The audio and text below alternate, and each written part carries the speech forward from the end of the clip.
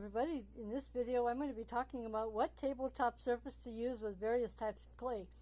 If you are using Fimo clay or Sculpty, you want to use a glass tabletop surface.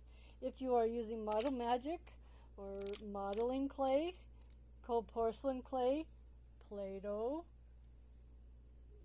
you want to use a cold glass tabletop surface. The reason I like glass is because it's smooth and it cleans up easy.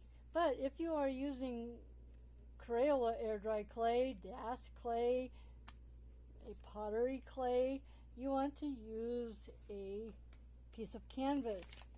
Now this piece of canvas I cut down to size.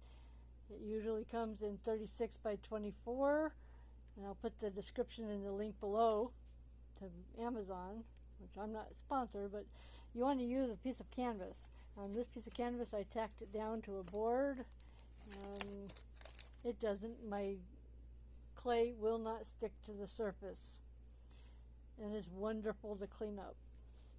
Easy to clean up with a sponge. Well, thank you for watching. Please like and subscribe. Bye.